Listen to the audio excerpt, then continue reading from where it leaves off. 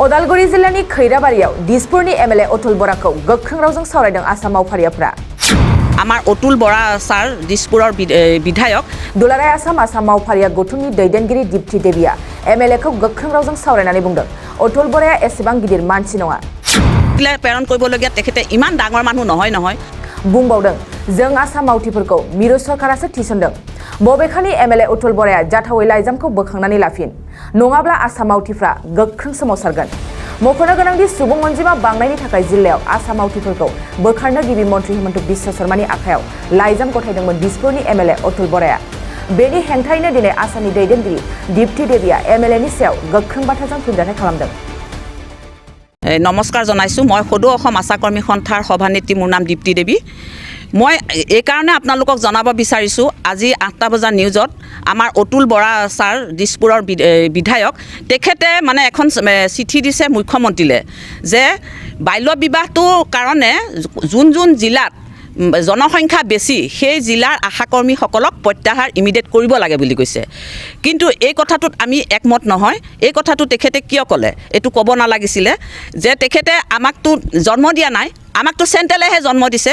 তেখেতে কাটিবৰ কাৰণে আকৌ মুখ্যমন্ত্ৰীলৈ প্ৰেৰণ কৰিবলগীয়া তেখেতে ইমান ডাঙৰ মানুহ নহয়। তেখেতে গাদী দিছপুৰত গাদী মানে ওপৰত থাকি পেলাই আমাৰ কাম কি, অংগনাবাদী কাম কি, আশাকৰ্মী কাম কি তেখেতে নাজানে নেকি? তেখেতে কিয় ইমান নজনা কথাটো কিয় ইমান ডাঙৰকৈ কৈ দিলে? আৰু আমি আশাকৰ্মী কেনেকৈ দায়ী হ'ম? আমি মাত্ৰ নাম পঞ্জীয়ন কৰাহে গাঁৱত। কোন আহিছে আমি নাম পঞ্জীয়ন কৰা। আমাক যদি ফাঁকি দিয়ে আমি কি কৰিম? আৰু যোনে মানে বিয়া কৰাইছে আমাকতো সুধি বিয়া নকৰায়, আমাকতো বিয়ালৈ নামাতে। আৰু যোনে প্ৰেম প্ৰীতি কৰিছে আমাকতো সুধি প্ৰেম প্ৰীতি নকৰে নহয়। গতিকে এতিয়া মই আবেদন জনাইছোঁ যে সংবিধান এতিয়া বাজেট অধিৱেশনত হৈ আছে।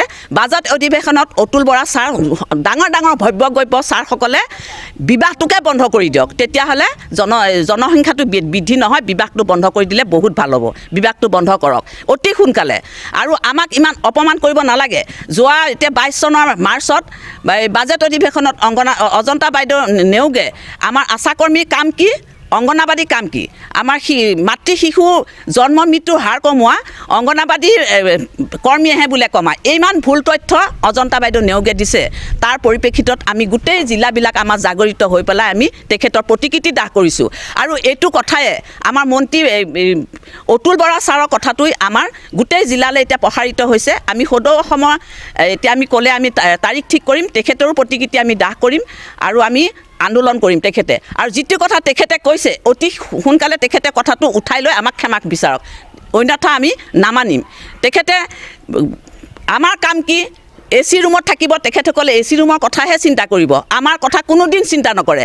বাজেট অধিৱেশন কত বছৰ আজি আমি 6 চনতে নিয়োগ হৈছোঁ, আমি আজি 23 চন পালেহি। আমি 17 বছৰ দি আমি কেনেকৈ কাম কৰিছোঁ তেখেতসকলে আমি বহুত কেইজনৰ ওচৰত গৈ আমি স্মাৰকপত্ৰ দিওঁ। আমাৰ কথা তেখেতসকলে সদনত তুলি নধৰে।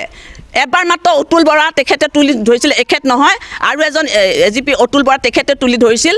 তুলি ধৰোঁতে মানে কেলকুলেশ্যন মাৰিলে আমাৰ মানে যিখন ক্লেইম ফৰ্ম তাতে আমাৰ 72টা কাম আছে, কামৰ বিনিময়ত আমি পইচা পাওঁ।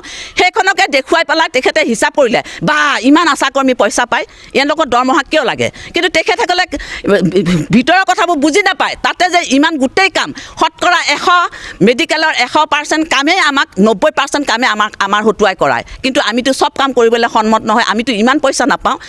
যদি তেখেতসকল থাকোঁতে আমি 11 চনত যিজন এতিয়াৰ মুখ্যমন্ত্ৰী ছাৰে তহঁত দিল্লীত যা বুলি আমাক কৈছিলে, দিল্লীত গ'লে তহঁতৰ কাম হ'ব বুলি, আমিও আৰু ভাবিলোঁ হয়ে বুলি পেলাই আমি 17জনীয়া গ্ৰুপ এটা আমি সজাতি দল এটা আমি গ'লোঁ। 11 চনৰ নৱেম্বৰত গ'লোঁ গৈ পেলাই আমাৰ তেতিয়া গোলাপ নবী আজাদ তেখেত স্বাস্থ্যমন্ত্ৰী আছিল কংগ্ৰেছৰ দিনত।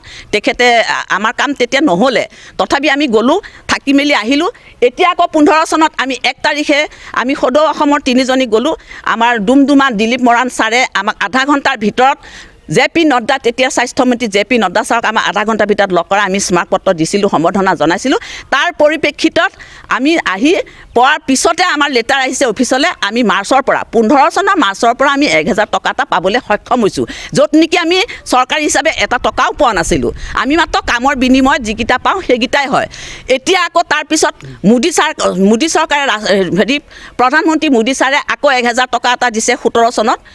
18 চনত আকৌ 1000 টকা এটা আছে, 2000 আমি চেণ্ট্ৰেলৰ পৰা পাওঁ আৰু 1000 টকা এটা আমাক ষ্টেটে দিয়ে। ষ্টেটৰ পইচাটো আমি আন্দোলন কৰি আমাৰ দুখৰ বিষয় আন্দোলন কৰি আমি ষ্টেটৰ পইচাটো উলিয়াব লাগে, বহুত আন্দোলন কৰিব লাগে। আমাৰ পইচাটোকে ৰাখি পিছত এবছৰৰ পিছত আকৌ পইচাটো এৰি দিব, দি তহঁতৰ এইটো হেৰি আহিছে এৰিয়া টকা দিছোঁ, এই আমাৰ পইচাকে নিদি পেলাই ৰাখি পেলাই এৰিয়া টকা দিয়ে। গতিকে আমাক ইমান ঠগামি কৰি আছে, এইবিলাক কথা তেখেতসকলে জানিও নাজানা হয় আৰু মন্তব্যবিলাক কিয় তেখেতসকলে বেয়াকৈ দিয়া, এই মন্তব্য দিয়াটো আমি ভাল পোৱা নাই। আমি অতি সোনকালে আমি কাৰ্যসূচী ল'ম আৰু তেখেতে মহোদয়ে আমাৰ কথাটো উঠাই লওক আৰু আমাৰ ওচৰত ক্ষমা বিচাৰক, এইখিনিয়ে ক'বলগীয়া।